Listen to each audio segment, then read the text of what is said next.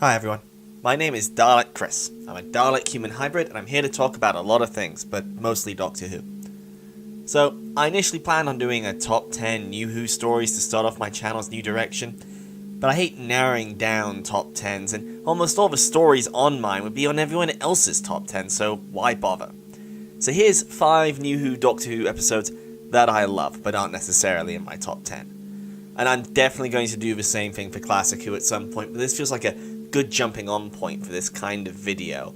Anyways, spoilers abound and all that. We're going to start with The Impossible Planet and the Satan Pit, written by Matt Jones and directed by James Strong. Undoubtedly the best thing to come out of Series 2, except perhaps the music in Doomsday. Darn close to the best thing in the entire Tennant era. My personal least favourite era of New Who. Sorry, Tennant fans. But yeah, the Doctor and Rose, at the height of their kinda romance thing that didn't really get overblown until the end of the season, arrive on a space base orbiting a black hole. The Doctor starts saying this is impossible over and over again like a broken record. There's these telepathic space slaves called the Ood with an amazingly great design, and oh yeah, the devil shows up.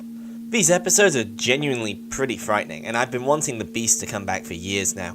The Ood are exceptionally eerie, even before they're fully possessed, and that bit where Toby gets tattered up and goes for a walk outside with that wonderful score by Murray Gould is just great, and still holds up as some of the best stuff in New Who.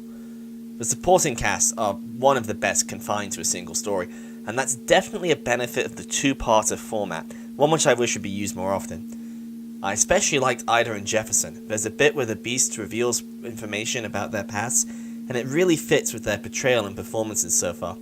They're all just really well realised characters, and that's unfortunately kind of rare in New Who outside of the companions. I'm definitely not going to forget the main cast here. As the Doctor, Tennant does one of his best performances pretty much ever. I'm a massive fan of Tennant himself, although I don't usually like how his Doctor was characterised. However, he really works here. His sorrow at losing the TARDIS, his initial obliviousness to Rose's living together suggestion, this rather wonderful the Doctor does a big speech moment at the end, all really works for me. I think his best scene is probably when he's describing the temptation to jump down into the pit. It's really fun when the Doctor gets kind of frightening himself. Billie Piper does well as Rose too. As much as I prefer Series 1's more down-to-earth Rose, I really liked seeing her take control of half the team in this and basically replace the Doctor above ground. It's a really big sign of her character growth, and it's great to see her doing something other than fawning over David. The whole story is basically a meditation on faith, stories, and beliefs. The mere existence of the Beast challenges the Doctor's own rational view of the universe. Remember that at this point in the current show, he's already met ghosts and a werewolf, and both basically just turned out to be weird aliens, so in the context of the current show, his skepticism makes a lot of sense. Although there's definitely elements of the classic show that I think give the Beast story some credence, like the White and Black Guardians or Celestial Toymaker. And it was really cool to see his ideas challenged and see him fall back on the Doctor's true faith, his faith in his companions. It's a great 7th Doctor reference too. So next I wanted to talk about The Magician's Apprentice and The Witch's Familiar, both written by Stephen Moffat and directed by Hetty MacDonald. And I swear these aren't all going to be two-parters. And yeah, these episodes have a lot of problems, but I'm a Davros fanboy and this is by far his best appearance in New Who. So yes, the whole plane thing is a bit of a useless detour. UNIT come across as a bunch of incompetent losers, and the whole thing is solved with energized sentient poo, but I just love Davros so much this has to make the list. And wow, what a showing from Davros. At his most devious and clever, even if he looks odd with 2 eyes, I much want to bet he just implanted those into himself just to mess with the Doctor. Although Davros is exactly the kind of person who would get a single robot eye when he's already got 2 perfectly good regular ones. Anyway, Moffat said that he did this story basically because he noticed that every time the Doctor and Davros get in a room together and talk, it's the best thing ever. And I think he did a great job with my favourite Who villain here. The best moment is probably when Davros finds out Gallifrey has survived and he's genuinely happy for the Doctor. Not because the Doctor has a chance at redemption or closure, but because the Doctor has regained his people. Even when he's nice, Davros is still a nationalist, fascist jerk. It's brilliant. Speaking of great villains, how about Missy? I already complained about the whole plane thing, and I kinda hate when her face comes out of the telly. Wow, this story really doesn't start out on the best foot, huh? But after that, solid gold. I especially like her interactions with Clara in the 2nd episode.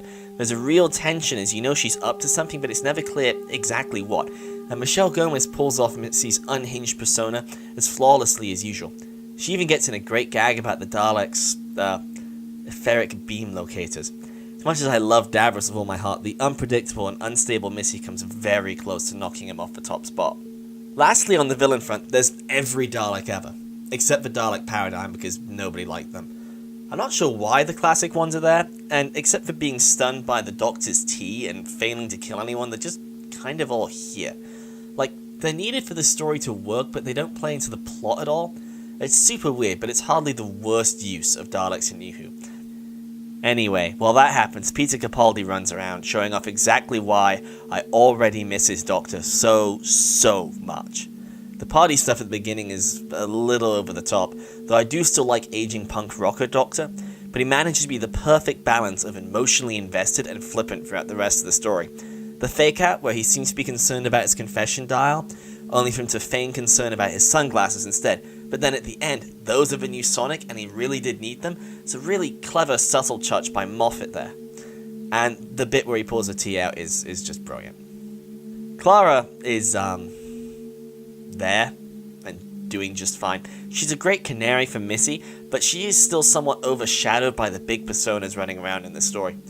Jenna Coleman's a great actress though, and as usual makes the most of what she's given, and it's fun to see her acting as Missy's companion to bounce ideas off of, and see how much closer her and 12 have really become since the last series. So overall, these really aren't the greatest episodes, but they're far from bad, and they really appeal to me, so shut up and let me have this one. Also, I saw these at the premiere in New York with Michelle Gomez, so I'm definitely biased towards them, and I really don't care. Next, and almost the most recent of the stories I want to talk about today, is Oxygen, written by Jamie Matheson and directed by Charles Palmer. Doctor Who does radical socialism! And yes, Doctor Who is a political show. Yes, if a corporation could find a way to sell you air, they would. And yes, corporations value money over their employees' lives, otherwise earning a living wage wouldn't be such a pain in the butt to do. Those are facts. Deal with it. This episode is really good. Like the best science fiction, it takes its theme and lays it on really thick, with a great big buttery helping of capitalism is just the worst. First of all, that opening. I love the Star Trek joke. I didn't like the cheesy, broken radio love confession, but I love space zombies, so kind of made up for it. And then the Doctor is all about how dangerous space is, and I remember him flying between asteroids without even a helmet in Rings of Tarkin, so I'm not sure how dangerous space is consistently, but it really make you feel the pressure on them in this story. The lack of, I should say. Now, I can't talk about this episode without stressing how much Pearl Mackie brings to the show as well. This companion, her chemistry and relationship with the 12th Doctor elevates every single episode of Series 10. Every single one. Except the Monk two-parter. Those still suck. Bill is witty and funny, and actually comes across as a real human being despite those things. She's also got a great teacher-student dynamic with the Doctor, which is my favourite Doctor-companion dynamic. There's a lot of shades of Ace in her character, at least in terms of a function within the show, and Ace is possibly my favourite classic Doctor Who companion, so definitely a big positive for me. I also really love Nardol's role in this one. Before he come across as kind of having been written in at the last second, but he gets to be more involved here, and Matt Lucas really is very funny. His presence also makes this grouping a little reminiscent of another favourite TARDIS team of mine, the second Doctor, Jamie and Zoe. Having a companion who usually gets what the Doctor is saying, and a companion with a more emotional personality who needs things explained to him is another great dynamic that Series 10 actually does something with. I really hope that Chibnall does something like this in Series 11. Peter Capaldi, again, is a wonderful Doctor. He's at possibly his most reckless here. Despite having to guard the vault, he's actively seeking out dangerous situations, and it really gets him into trouble this time.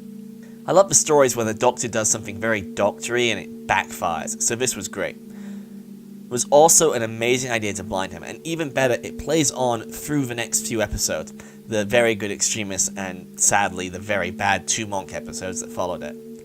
But yeah, the strength of this episode really lies in the political themes and just how fun it is to watch. It also manages to neatly avoid too short syndrome, as the ending really doesn't feel rushed like it does in New Who's single-part stories. And, also from Series 10, World Enough in Time and The Doctor Falls, written by Stephen Moffat and directed by Rachel Talalay. Yeah, these are brilliant. The story opens with Missy stepping out of the TARDIS. Every second of this had me giggling. I especially love the little bit of lamp shading she does, noting that male companions normally serve as comic relief, while female ones normally work as exposition. Meta jokes are fun, and I really enjoy them. And then Bill gets shot. What? At that point, it felt like no one was safe. And sure, she survives, but she's clearly partly Cyberman now and is stuck in the worst hospital ever. Like, it's even worse than the one from Series of Unfortunate Events. So horrifying. While World Enough in Time gets along with a really amazing atmosphere and some clever playing about with surprisingly accurate physics, it really ramps up towards the end. I knew that John Sims' master was going to show up, but yeah, I was fooled by Razor. It took me until he showed up behind Missy to put it together. That this is coupled with, yeah, Bill is a total Cyberman now, made for pretty agonizing wait between episodes. The Doctor Falls isn't quite as strong as the first part, but that's hardly an insult. Moffat really made the most out of having so many Doctor Who staples to play with. While the Saxon Master never plays a big role in the actual plot, I do love how he represents the past Missy is trying to get away from, and Sims finally nails his performance. He really needed some suaveness and a goatee to become the master we all wanted, and he's honestly perfect here. Can Big Finish try and get him back in this form soon, please? Even that little smirk he makes as the Doctor first sees him is just perfection. Michelle Gomez is also in fine form, as usual. Missy's unpredictability becomes her greatest strength here, as suddenly the story revolves, in part, around not knowing what she's going to do. Her final decision to help the Doctor finally driving her past self to do the one thing he'd never do, kill himself, it's pretty brilliant writing on Moffat's part. It's heartbreaking that 12 never got to find out that he was right about Missy. However, the best stuff in this two-parter is every scene with the 12th Doctor and Bill. Bill really went through the ringer here. She apparently spent 10 years abandoned in that awful hospital and then got turned into a monster. The camera moves and tricks that Rachel Talalay employs here are brilliant, letting us see the Cyberman Bill has become and the girl trapped inside. And then Capaldi is 12, just wow. Wow. That Just Be Kind speech is one of the highlights of his entire run, and if it's not clear already, I'm a big fan of his time as the Doctor. The one issue is his reluctance to regenerate. I understand not wanting to go through post-regenerative trauma halfway through saving people from Cybermen, but not wanting to go at all honestly feels out of character. I can see the reasoning with 12 worried that he'll have to go through the massive growing process he went through at the start of his incarnation all over again, but I typically prefer the Doctor to be mature enough to want to keep going and keep pushing forward. This is one of my problems with the 10th Doctor. He became too attached to who he was, to his ability to help people and his role in the universe. Finally, the Cybermen themselves, it was a stroke of genius to slowly reconstruct the original design. Rather than taking the silly design just immediately putting it on screen, they emphasize the body horror elements of it, and they visually prepare us to see the final product by just bringing it in piece by piece. It was the perfect way to make the Cybermen truly frightening again. Really, the only problem is the appearance of a typically stompy sound effect when they move. It doesn't even match up visually with this design, so I don't know why it was included. And then the other New Who designs showing up halfway through the story makes very little sense to me. Surely the Cybermen were developed through earlier designs before skipping to the Cybus and Nightmare era designs, but they sort of really undo all that hard work done to make the original design so terrifying. I'd have just stuck with that design for the whole thing.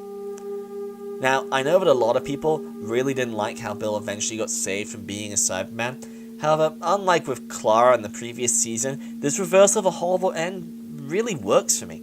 This episode is just filled with unfortunate endings and horrifying going on, so one saving grace for one of the best companions in New Who, it's okay by me. It also works since the Doctor doesn't get to know as well. That's where 12 wanting to die rather than change finally makes sense to me. Not only could 12 not redeem Missy, he couldn't save Bill, and he couldn't really help the people of Floor 507 or Nardole. I can see how that would be too much for him. I just wish this only became an element here, and before this he was, I need to regenerate, but I can't until these people are safe. Still, an amazing two-parter and a great send-off to the 12th Doctor. Weird how they decided to not bother following up with that cliffhanger of David Bradley as the first Doctor, and just skipping straight into Jodie Whittaker though. Finally, The Empty Child and the Doctor Dances, written by Stephen Moffat and directed by James Hawes. Oh, You thought I was going to get to the end of this without talking about the Ninth Doctor? Well, you were wrong. I love the Ninth Doctor. I love Series 1. This series was the first bit of Doctor Who I encountered, and it still defines to me what Doctor Who should be. And this two-parter is an absolute highlight of the Ninth Doctor era. This is the story that 11-year-old me couldn't finish for weeks out of sheer terror. That little kid in the gas mask is super freaky. But it was the bit where Dr. Constantine turns into a gas mask zombie that really did it for me. Surprisingly, it's not just the effects as the mask takes over his face, but the psychological elements. Realizing that his mind is going away as his body changes, are just utterly terrify me right down to the bone. And the writing in this episode is just great. Everything about the resolution is perfectly set up, and again, all the characters feel like actual people. Obviously though, the best character is the Ninth Doctor himself. Eccleston, did he have a better moment in the series than his triumphant "Just this once! Everybody lives!" Well, yes, but I'll get into that in a future video. Needless to say, he's fantastic here. He definitely gets one of his lighter performances this time around, probably to offset the dark setting and horror elements, and does really, really well with it. He's talked about wanting to improve his performance, and his regrets at not getting to do a second season to develop his comedy skills further, but I really can't see how he could be much better than this. Rose is much more down to earth here than she is in Series 2, but there's not much of a focus on her character here, except her constant flirting with Captain Jack, although who could blame her. I'm also still kinda confused about how she managed to end up on that barge balloon so easily at the beginning of the story. Did she not check what that rope was attached to? Did she think the child had thrown it? It just raises too many questions. Captain Jack is introduced here, and Barrowman instantly makes you want a spin-off. He's such a fun character. And even here, they start hinting at the dark past that Jack has. His loss of 2 years of his memory also starts a through line about the power of memory and Stephen Moffat's Who. The last of our main characters, Nancy, is one of my favourite side characters ever in Doctor Who. Parallels are drawn between her and the Doctor, as her loss drives her to protect others too. Moffat even retroactively starts the process of giving the Doctor a tragic childhood to further this comparison, something not really hinted much in the series before this. Beyond that, there's a few dodgy effects, but honestly this feels really steeped in the period setting. The two-part structure gives this story room to breathe, and getting to see things like the gang of kids living rough makes this episode feel like part of a real world. Some of the best use of historical setting in Doctor Who. If Big Finish want to make an audio spin-off about Nancy and the kids encountering some horrifying monsters in war-torn London, I'm all for it. Anyway, that was 5 New Who stories that I love. What are some of your favourite New Who stories? Let me know in the comments below. Hey everyone, thanks for watching. If you enjoyed this video, be sure to subscribe and check out some of the other videos on my channel. Hit that like button and the bell icon while you're at it. You know, all that YouTube stuff.